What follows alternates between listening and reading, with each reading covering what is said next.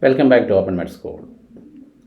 Today I am going to discuss with you pneumonia 3.53 CBME. Pneumonia is called the captain of death, but the understanding of pneumonia has evolved over time, especially with the advance in microbiology and identification of bacteria and viruses which are responsible for most of the cases. Now let us think about the risk factors of pneumonia. Age is a very important risk factor. Extremes of age, younger age group and elderly are at risk of development of pneumonia. Underlying health conditions like diabetes, heart disease, chronic obstructive pulmonary disease, they are at increased risk. Next is the weakened immune system. Conditions like HIV, AIDS, patients on chemotherapy, organ transplant, all these depress the immune system and they are more prone for infections. Tobacco smoking damages the lung and is a risk factor, and these patients are more vulnerable for infection. Hospital admission is a risk factor for hospital acquired organisms and pneumonia.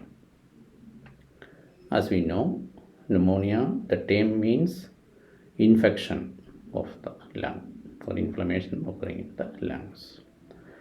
Certain occupations may expose individuals to high risk of development of pneumonia.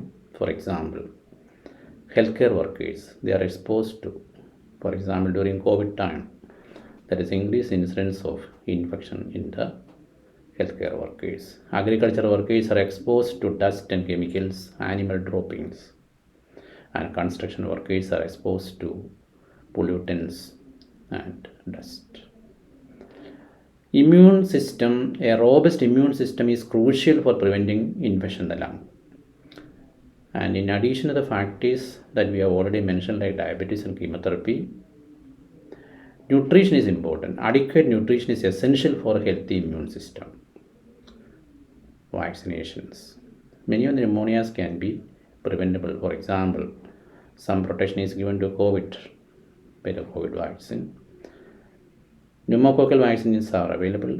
Vaccine against H influenza is also available. These vaccines prevent to a large extent development of pneumonia. Hygiene practices, frequent hand washing, as that we have done during COVID times. Now we will go into the types of pneumonia. Pneumonia can be depending upon the type of organism. We can call bacterial pneumonia, viral pneumonia, fungal pneumonia, and mycoplasmal pneumonia. So mycoplasmal pneumonia we are familiar now. They are called the walking pneumonia. That is, here the pneumonia, the symptoms are less, but the patient has got significant radiological findings. Now you classify pneumonia depending upon the clinical features. One, the pneumonia occurring while the person is in the community is called community acquired pneumonia. And those are in the hospital is called hospital acquired pneumonia, otherwise called a nosocomial infection pneumonia. A patient on ventilator is called ventilator associated pneumonia.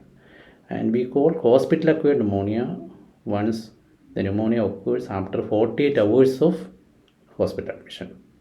This time interval is used to see that it is not the incubating organisms that produce pneumonia. The pneumonia can be classified depending upon the radiological features into lobar pneumonia, that is one or two lobes are affected.